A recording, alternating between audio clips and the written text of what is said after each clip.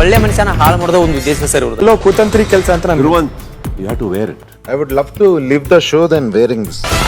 Super Sunday with Sudeep. ಭಾನುವಾರದ episode ಅಲ್ಲಿ ಧ್ರುವಂತ್ ಹಾಗೂ ಕಿಚನ್ ನಡುವೆ ವಾಗ್ವಾದ ನಡೆದು ಧ್ರುವಂತ್ ಅವರು ನಾನು ಮನೆ ಬಿಟ್ಟು ಹೋಗ್ತೀನಿ ಅಂತ ಹೇಳಿ ಆವಾಜನ್ನ ಹಾಕುವಂತ ಕಾರ್ಯಕ್ರಮ ನಡೆದೋಗಿದೆ. ಸೊ ಯಾಕೆ ಏನು ಅಂತ ಹೇಳಿ ಈ ಒಂದು ಪ್ರೋಮೋದ ಮುಖಾಂತರ ನಾವು ತಿಳ್ಕೊಬಹುದು. ಮೊದಲಿಗೆ ಪ್ರೋಮೋನ ಓಪನ್ ಮಾಡಿದ ಕೂಡಲೇ ಅಲ್ಲಿ ಸುದೀಪ್ ಅವರು ಹಲವಾರು ಪ್ರಾಣಿಗಳ ಫೋಟೋಗಳನ್ನ ತಂದು ಇಟ್ಟಿದ್ದಾರೆ.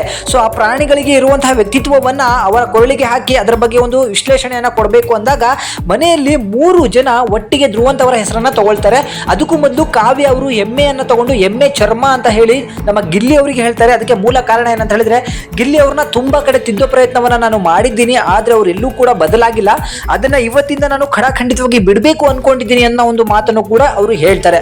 ಇದಾದ ಮೇಲೆ ಪಾರಿವಾಳವನ್ನು ಎತ್ಕೊಂಡಂತಹ ಧನು ಅವರು ಈ ಪಾರಿವಾಳವನ್ನು ನಾನು ಧ್ರುವಂತಿಗೆ ಕೊಡ್ತೀನಿ, ಯಾಕೆ ಅಂದ್ರೆ ಅವನು ಒಂದು ಸುದ್ದಿಯನ್ನ ಇನ್ನೊಂದು ಕಡೆ ಇನ್ನೊಂದು ಸುದ್ದಿಯನ್ನ ನಮ್ಮ ಕಡೆ ತಂದು ಫಿಟ್ಟಿಂಗ್ ಇಡೋ ಕೆಲಸವನ್ನ ಮಾಡ್ತಾನೆ ಅಂತ ಹೇಳಿ ಹೇಳ್ತಾರೆ.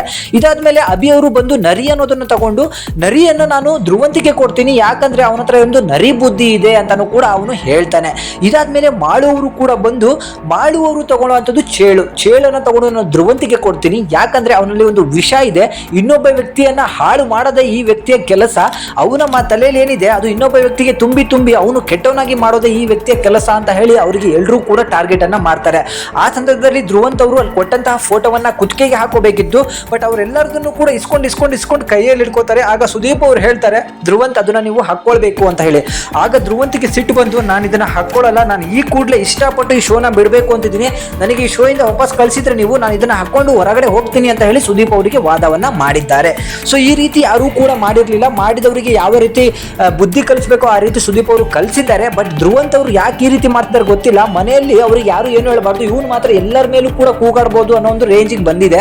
ಮತ್ತೇನಂತ ಹೇಳಿದ್ರೆ ಇನ್ನೊಬ್ರು ಅವರ ಒಪಿನಿಯನ್ ಅನ್ನ ತಿಳಿಸಿದ್ರೆ ಇವನಿಗೆ ಉರ್ಕೊಂಡು ಮನೆಯಿಂದ ಆಚೆ ಹೋಗೋದಾದ್ರೆ ಬಿಗ್ ಬಾಸ್ ಮನೆಗೆ ಏನು ಕಳೆ ಕೀಳಕ್ ಬಂದಿರ್ತಾರ ಇವರು. ಕೋಟ್ಯಾಂತರ ಜನ ಹೊರಗಡೆ ಕಾಯ್ತಿದ್ದಾರೆ, ಹಲವಾರು ಟ್ಯಾಲೆಂಟ್ ಇರುವಂತಹವರು ಕೂಡ ಹೊರಗಡೆ ಕಾಯ್ತಿದ್ದಾರೆ, ಅವರಿಗೆ ಸಿಗದೇ ಇರುವಂತ ಅವಕಾಶ ಇಂತಹ ಸಿಲ್ಲಿಪಲ್ಲಿಗಳಿಗೆ ಸಿಕ್ಬಿಟ್ಟಿದೆ ಈ ಒಂದು ವರ್ಷ ಅಂತಾನೆ ನಾನು ಹೇಳಲಿಕ್ಕೆ ಇಷ್ಟಪಡ್ತೀನಿ.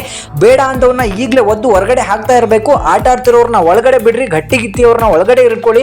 ಹೆಂಗಸಿಗಿಂತ ಗಂಡಸೆ ಚೆನ್ನಾಗಿ ಆಡ್ತಾರೆ ಅನ್ಕೊಂಡ್ರೆ ಈ ಸೀಸನ್ ಅಲ್ಲಿ ಹೆಂಗಸರು ಸಿಕ್ಕಾಪಟ್ಟೆ ಮೇಲಿದ್ದಾರೆ ಅಂತ ಹೇಳಿ ನನಗನ್ನಿಸ್ತು. ಇಂಥವ್ರು ಇಟ್ಕೊಳ್ಳೋದಕ್ಕಿಂತ ಹೊರಗಡೆ ಹಾಕೋದೇ ಮೇಲು ಅಂತ ಹೇಳಿ ನನಗನ್ನಿಸ್ತು. ತಾಕತ್ತು ದಮ್ಮು ಅನ್ನೋದಿದ್ರೆ ಮನೆಯಿಂದ ಆಚೆ ಹೋಗ್ತೀನಿ ಅನ್ನೋದನ್ನ ಬಿಟ್ಟು ನಿಜವಾಗಿ ಮನೆಯಲ್ಲೇ ಇದ್ದು ಗೆದ್ದು ಹೋಗ್ತೀನಿ ಅನ್ನೋನೇ ನಿಜವಾದ ಗಂಡಸು, ನಿಜವಾದ ಸ್ಪರ್ಧಿ ಅಂತ ಹೇಳಿ ನನಗೆ ಅನಿಸ್ತು.